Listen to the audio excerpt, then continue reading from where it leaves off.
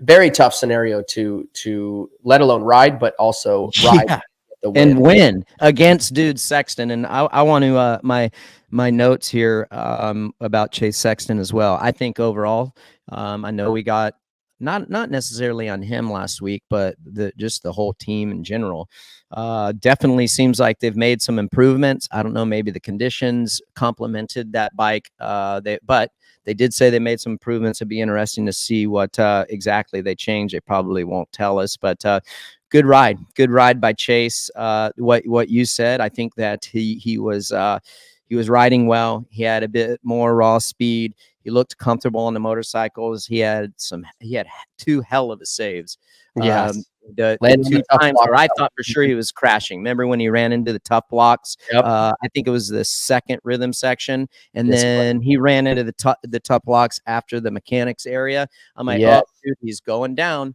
So, I mean, overall, definitely I think if you're Chase, Ricky, you kind of go like, what if I didn't have, landing on one tough block in the rhythm section, then the on off, you blow the on off, almost hit the tough blocks, miss the double. And he was still able, and like we talked about, a coupe with arm pump, but he was still right there. So, I mean, for him, I think right here, we're watching him. Wow, dude.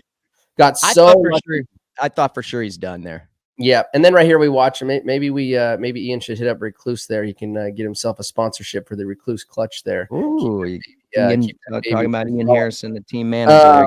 It's good, but no, it's almost like a what if. If I'm Chase going back to the truck, and you're like, man, and you look at that main event and you look at how many mistakes were made and you were still there. I think that was a step in the right direction. Okay, let me ask you this though. Now, the not fun part. Do you think that when he looks back on the weekend, yes, overall it was a positive one, but when you take those two mistakes, three, the time that he stalled it, and then the two times that he ran in the tough blocks, and taking into consideration that the arm pump issue that Coupe had and the struggle that Jet Lawrence had, do you feel like he should have won that race? I don't think he was going to win that race. Honestly, I think if Jet wouldn't have ran into the back of Coupe, he would have probably won that race, right? Like, I mean, if you're just going off sheer speed and lap times up until that point, but we can't. It's Supercross racing, it's motocross racing, right? All these mistakes come into play. We have to talk about all of them. If you don't run a perfect race, and you have the mistakes that each of these riders had, Jet had.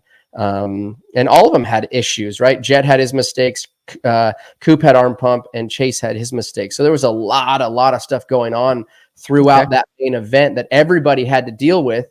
And like I said, everybody had to deal with it. And we had only one that prevailed, and that was Coupe. That's fair. Mickey's D. Do you think there's a problem with the KTM stalling so much, or is that just a rider error? Personally, I think it's a rider error. I mean, we're 11 rounds into this series already, and we haven't seen that happen before. Is maybe as many as we saw here at Seattle. So it could have been a little bit of the track conditions. I was down on the floor. It was very, very sticky. It was more clay. It was actually all like a clay material. So with the amount of moisture that they had in the dirt and things like that, it can make it tough. I call it rider error. Oh, rider error. I mean, yeah, maybe you can turn the light. I mean, look, there's things they can do with ECUs and turn the idle up and do things like that. But ultimately, we've seen 10 rounds prior to this, and we haven't seen him stall it twice. He stalled it in the qualifier, and he stalled it in the main event. So. What would the recluse had done in that situation? I mean, I think you can ride. I mean, I've never rode one, but I think you can ride around and you can stop while you're in second gear in the turn. And then you can shift down to first and things like that. But yeah, obviously nobody runs that in Supercross. I wouldn't advise running that. But it would have solved that problem. You getting everyone fired up. Everyone fired up over here. That's the I mean, all right, that's enough talk about in the United Motorsports moment of the night. Hey, throw that banner up, Aaron, with the United Motorsports with the QR code. If you sign up for the first time at United Motorsports, you're going to get, I believe it's $10 to your first. No. $15 to a $15 credit, first time sign up right there. You go to www.unitedmotorsports.com/title24 and you get a $15 credit for only the first time. But then each week you have an opportunity of winning a $50 gift card. They pick out a lucky winner, people who tune in to Title 24. So we appreciate the involvement and the partnership. United Motorsports, some great people up and around the Kentucky and Ohio area. So I think they got like and that could have been one thing too. When he did grab that tough block, I know they run. We do, all these riders run a cable from their frame to their brake pedal. Maybe it did potentially mess something up with the brake pedal.